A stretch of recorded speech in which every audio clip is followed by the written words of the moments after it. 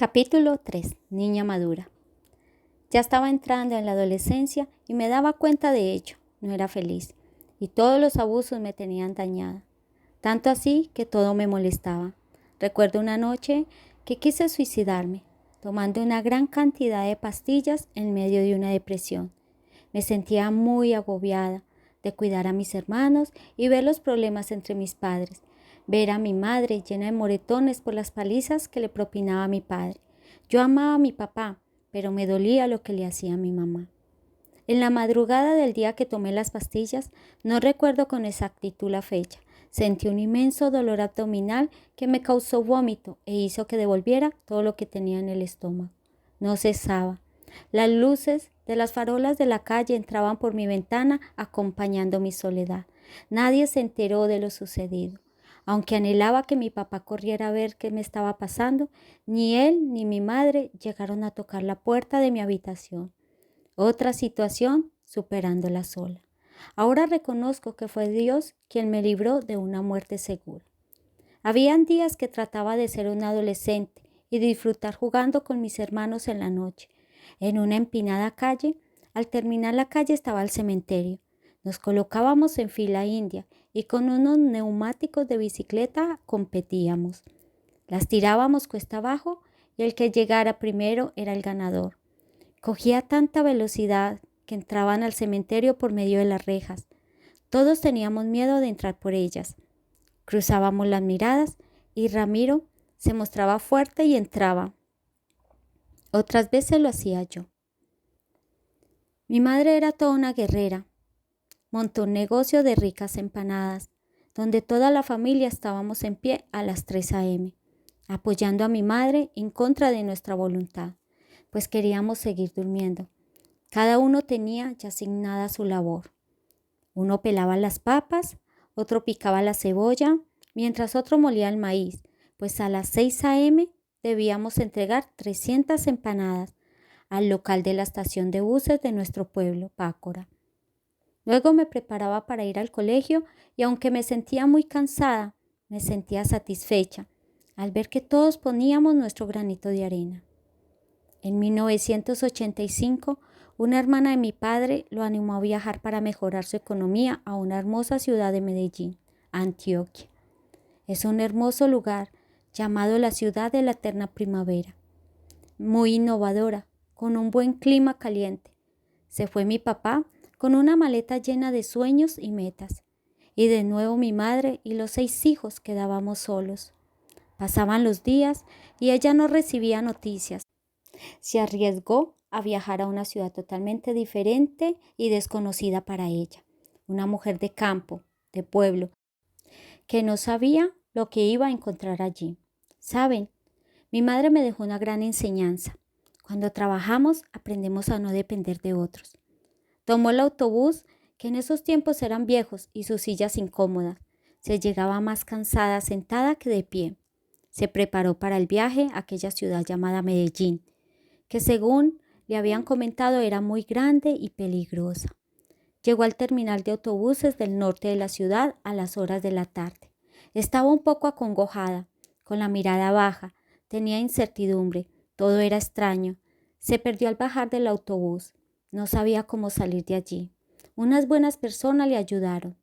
Una señora la dirigió a un teléfono público, al cual era una pequeña cabina de color roja, redonda, en la cual sobresalía un logo verde y amarillo que decía Amigo, teléfono público. Su estructura era metálica, con bocinas grandes y teclados aparatosos. Tuvo que esperar su turno, ya que estaba ocupado. Y cuando ya pudo acceder, llamó a la casa donde supuestamente estaba mi padre. Mi madre le describió el sitio donde se encontraba y la hermana de mi papá fue a recogerla. Mi padre se asombró mucho al verla allí. Ella le impresionaba cada vez más. Mi madre emocionada corrió a sus brazos. Luego descansó y comió algo. Había sido un largo viaje. Estuvieron conversando acerca de la manera en que podían reunir unos ahorros, vendiendo una piara de cerdos más lo que tenían en el banco. Lo invirtieron para emprender su proyecto de una cafetería muy pequeña, con 3 mesas y pequeño mostrador, donde venderían café, licor y diferentes frituras en la calle llamada La 45, en Manrique, Medellín. No fue lo que esperaban. Con engaños lo robaron en varias ocasiones. Tanto fue así que ya no había cómo abastecer el local. La situación se tornó tensa. Yo los acompañaba al local y un día los escuché, cuando en medio de una conversación decidieron mis padres dejar el negocio porque solo daba pérdidas. Mis hermanos se quedaban con una tía paterna en La Candelaria, un barrio de Medellín, lejos de donde estaba el negocio. Mi padre hizo engaño. Cierto día, inesperadamente, llegó un comentario malintencionado a oídos de mi papá, que hizo que golpeara muy fuerte a mi madre y posteriormente nos abandonara. Volvió de nuevo al pueblo, donde tenía un amante. Unos meses más tarde, los vecinos del pueblo se asombraban que después de ser un hombre tan fuerte, él mismo caminara con su semblante bajo y sus hombros caídos. Andaba como con joroba. Y nos informaron que había sufrido un derrame cerebral, o al menos es lo que escuchamos decir a unos familiares, y que fue a causa del estrés y depresión. Tenía la tensión alta y unos malos hábitos alimenticios. Tuvo que ser ingresado en el hospital rural, ya que se quedó con la mitad de su cuerpo paralizado. La situación para mi papá iba de mal en peor. Su amante, al verlo enfermo, lo botó a la calle y le dijo que ya no le servía para nada. Así que mis tíos paternos decidieron que lo iban a trasladar a la ciudad para recibir un mejor tratamiento. Aquí entendí lo que era una obligación. Tuve que dejar de ser adolescente para ser una adulta responsable, trabajando de interna en casas de familia donde fui maltratada, puesto que por mi edad me estaban terminando de criar. Humillada, sin conocimientos culinarios, hacía lo que creía que estaba bien, pero al escuchar grito tras grito, entendía que no. Tuve una serie de intentos de violación de los esposos de las dueñas de casa. La verdad no sé ni cómo me libraba de ellos. Tal y como ganaba mi sueldo, así se lo llevaba a mi madre, pues teníamos que pagar la habitación donde vivíamos, en un barrio situado en la ciudad de Medellín, llamado La Candelaria. La habitación era demasiado pequeña, con la cocina y todo en el mismo lugar, sin lavaplatos, solo una llave, una cama pegada a la pared y un fogón de petróleo. Les dejo a su imaginación cómo lavábamos los platos. El baño quedaba en un tercer piso. Allí vivía una familia que nos golpeaba para que no usáramos el servicio de baño. Teníamos que acudir a los baños de los vecinos, que nos hacían el favor, creo que por lástima. Pero era lo que había, como dicen los españoles. ¿Cómo y por qué vivíamos en esa habitación? Les contaré. Ya había relatado que trabajaba en casas de familia, pero descansaba los fines de semana. La casa donde vivíamos, el dueño se llamaba Jaime.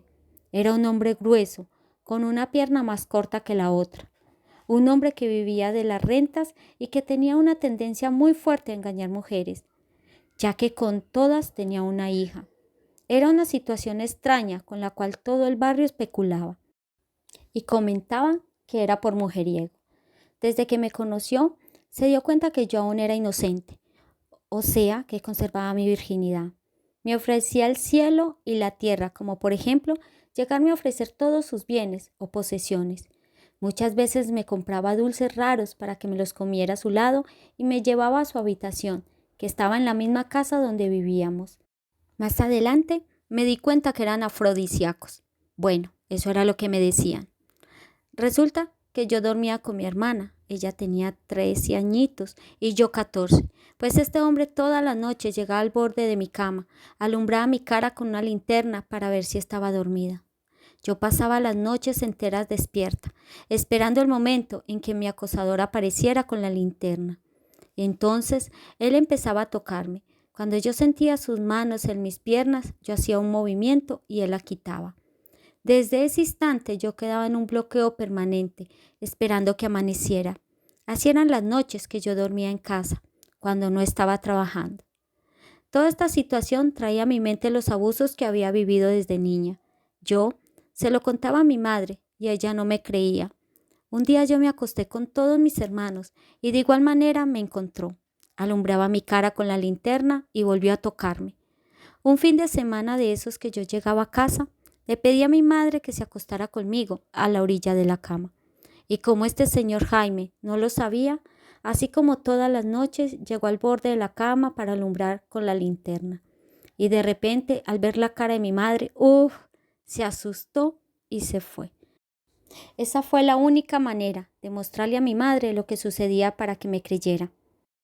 Teníamos unos tíos que vivían en la casa de lado donde estaba mi padre, pues ya les había contado que lo habían trasladado enfermo a causa de un derrame cerebral y que había quedado paralizado en la mitad de su cuerpo. Fui y les conté lo sucedido.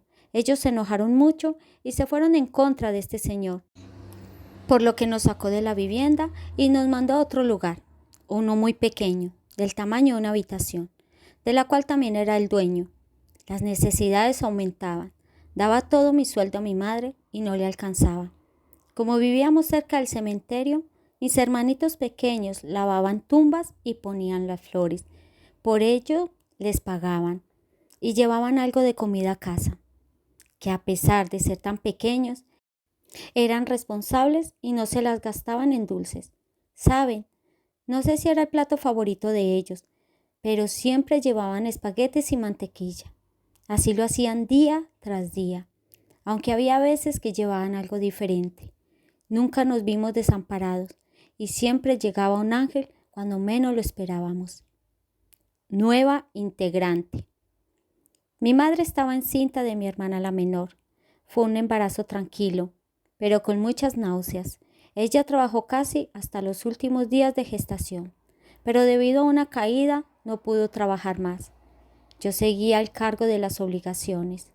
Trabajaba en una casa de familia donde eran 5 miembros, 2 pequeños, la pareja de esposos y un abuelito que estaba postrado en cama. Hacía cosas tremendas y cuando hacía sus necesidades, las heces las tiraba por toda la habitación. Yo lloraba al tener que soportar esta situación, pero sabía que mi madre necesitaba el aporte mensual y la verdad no me dolía dárselo. Ya los días del nacimiento de mi hermana estaban próximos. Recuerdo ir para casa a esperar el momento y acompañar a mi madre para que no se sintiera sola. Yo era su única compañía, pues mis hermanos eran muy pequeños. Un día lluvioso, durante la madrugada del sábado, próximo al amanecer, yo estaba dormida cuando mi madre me llamó y me dijo: «Hija, ya es hora». Solo Dios sabe el susto que me dio. Yo, una adolescente de 16 años, viendo cómo su madre se retorcía de dolor. «Dios mío, ¿y ahora con qué pago el taxi?», exclamé. Una vecina llamada Claudia y su novio estaban llegando a casa después de una noche de fiesta, y al vernos se ofrecieron a acompañarnos al hospital. Hacía un viento frío y las calles estaban mojadas, puesto que había estado lloviendo toda la noche. La oscuridad inundaba las calles, solo se veían alumbradas por la leve luz de las farolas. Al llegar allí, no sabía qué hacer. La pareja que me acompañaba tomó el control de la situación y pidieron una camilla. Mi madre estaba de parto. Sufría contracciones cada 5 minutos y eran demasiado fuertes. Dice ella que de repente el dolor se desvanecía para luego volver a coger intensidad. En el amanecer de ese 10 de enero de 1987 nació la bebita. Y la verdad, estar en una sala de espera no fue nada agradable para mí. Sentí frío y sueño. En ese momento salió el médico y me dijo: «Necesito una barbera para cortar el cordón umbilical, pañales y ropa». ¿Se pueden imaginar mi cara? La hija de la vecina y su novio compraron lo que pidió el médico, ya que yo no tenía dinero porque lo poco que había ahorrado la gasté para pagar el taxi. Al día siguiente mi madre ya estaba bien y le dieron de alta, y ahí estaba yo, esperándola para llevarla a casa con un dinero que me habían regalado para el taxi. Qué hermosa era mi hermana, blanca y rubia. Al llegar a casa, mis hermanitos estaban en la terraza, esperando a la nueva integrante de la familia. Mi mamá no decía nada, pero me imaginaba que su interior estaba preocupada por la obligación tan grande que suponía otra hija más. A pesar de la triste situación de necesidad que vivíamos, eso no nos quitó la felicidad de tener a la beba en brazos. Los vecinos nos apoyaron con alimentos, ya que no podíamos más con tantas deudas. Mi mamá salió a trabajar de nuevo a los pocos días, quedándome yo a cargo de la bebé. Como no alcanzaba el dinero, de nuevo salí a trabajar, quedando a cargo mi hermana Gloria de 15 años, de la casa de mis hermanitos y la beba. Le dieron la oportunidad a mi madre de trabajar en un restaurante. Era un trabajo demasiado pesado, todo un día lavando platos y aseando. Ella se aguantaba allí porque la comida que quedaba del día se la regalaban. Cierto día mi madre llegó temprano a casa y la bebé estaba casi muerta, ahogada en su propio vómito, puesto que mi hermana le había dejado el biberón en su pequeña boca y salió, dejándola solita. Fue un milagro de Dios que mi madre llegara antes de lo acostumbrado. Así lo interpreté yo. Novio. Volví a casa a cuidar a la bebé, pero ya era diferente porque donde trabajaba había conocido a un joven que era ahora mi novio. Me ayudó económicamente sin interés. Llevaba el trabajo a casa, pues era socio de una colchonería y nuestra labor era ponerle tiras a los forros de los colchones de algodón. Fueron días tranquilos. Él, un joven que me cuidaba, respetaba y me apoyaba. Sus días de ocio se la pasaba montado en patines, siendo corredor profesional, y me obsequió unos patines de color amarillo con líneas rojas de 4 ruedas, así que a su lado aprendí a patinar. Yo, un adolescente, me estaba volviendo rebelde y quería divertirme, así que me escapaba con mi novio a bailar, y en una de esas sucedió que, dentro de la discoteca, un desadaptado tenía un arma y estaba siguiendo a su novia. Comenzó a dar tiros tratando de matarla, sin importarle los que allí nos encontrábamos. Cuando todos muy asustados salimos de aquel lugar corriendo, pasando por encima de mesas, sillas y hasta de las personas. Ya estando fuera, había muchas personas asombradas por lo que estaba sucediendo y solo se escuchaban comentarios del tipo: ¿la mató? ¿La hirió? ¿Qué pasó con la novia de ese hombre? No quise enterarme, así que me dispuse para ir a casa. Iba con un grupo de jóvenes cuando de repente recuerdo que había visto a mi hermana dentro de la discoteca y no la encontraba. Como loca empecé a gritar: mi hermana, no la veo. Corrió una película en mi cabeza, tan rápido como si fuera un tráiler. ¿Qué le digo a mi mamá? ¿Qué le pasó? ¿Está herida? ¿Será que entro a buscarla y la encontraré tendida en el suelo? Desesperada y muy angustiada, estaba llorando con mi corazón arrugado cuando la veo salir con su hermoso vestido amarillo corto. Respiré. Ella arrastraba a un joven lánguido, apenas sin fuerzas, y no entendía por qué. Me acerqué y me di cuenta que el joven estaba herido en el abdomen. Tenía un agujero pequeño y la sangre corría por su ropa. Paró un taxi y lo llevaron al hospital. Así que de nuevo emprendí camino a casa con el grupo de jóvenes y mi hermana. Cuando alguien me llamó: ¡Estela! Yo volteé mi cabeza para mirar quién me llamaba, cuando pasa cerca de mí una llama roja. Era una bala perdida. Una vez más, mi vida era salvada. Todos estos sucesos, no sé cómo los llamarías tú, pero para mí está claro: el cuidado de Dios. Ahora pienso, ¿cómo los adolescentes nos metemos en tantas situaciones difíciles? Al cumplir mi hermanita Ginés 5 meses de su nacimiento, en julio de 1987, nos llega la noticia de la muerte de mi padre. Después de que le abandonara a su amante, volvió a casa de mis abuelos paternos. Allí fue el deceso. Murió de una cirrosis. Era un hombre bebedor y decían que por causa del derrame los médicos detectaron la cirrosis. Viajé con mis tíos y mis hermanos, con mi corazón hecho pedazos, al velatorio, al cual se llevó a cabo en la casa de mis abuelos paternos, en su pueblo natal.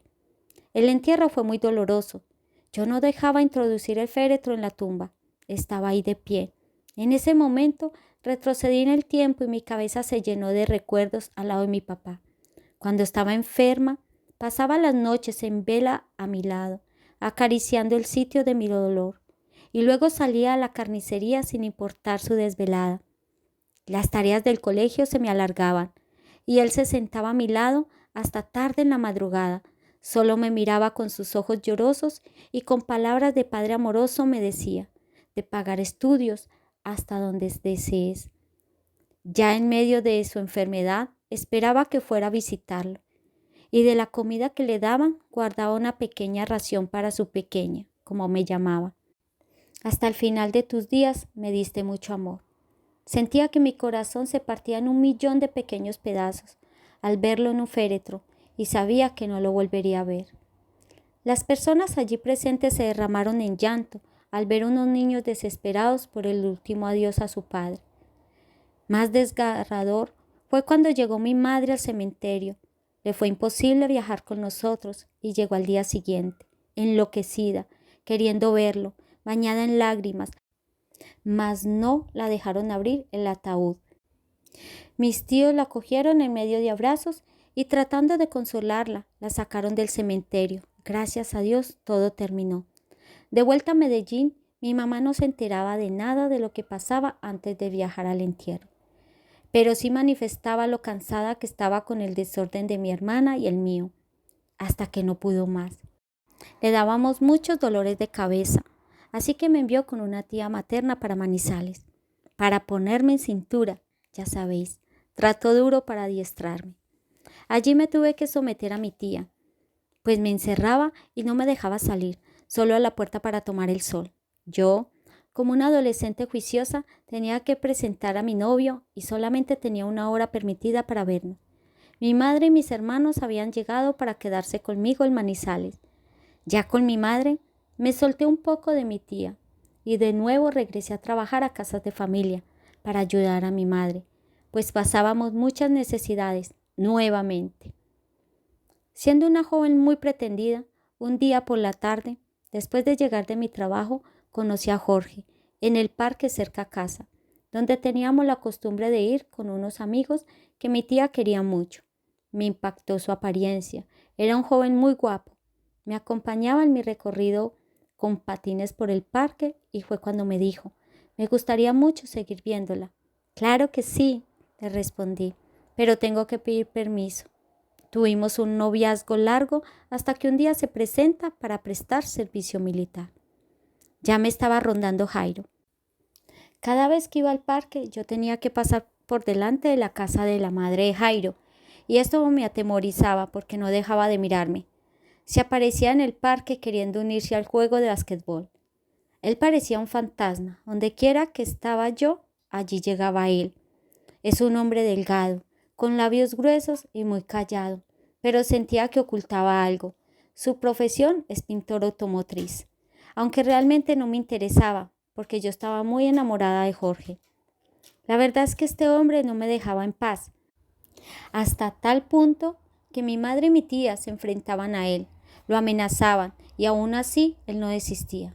Me di cuenta que era casado y acá se destapó lo oculto, porque su esposa me encerró para golpearme. Allí lo comprobé.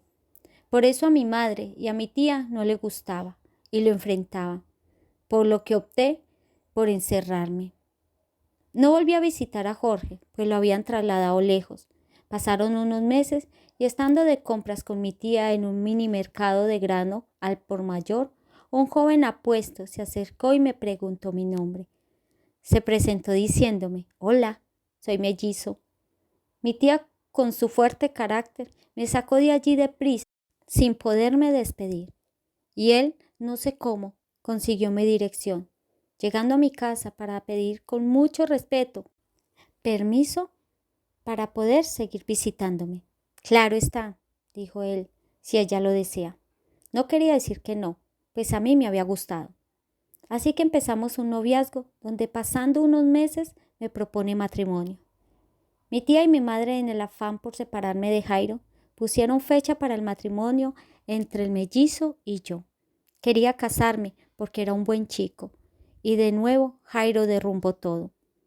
Jairo ya tenía dificultades con su esposa, y aunque yo no le daba mucho pie para que se me acercara, un día su hermana fue a buscarme y me dijo que no lo rechazara, que su esposa le era infiel.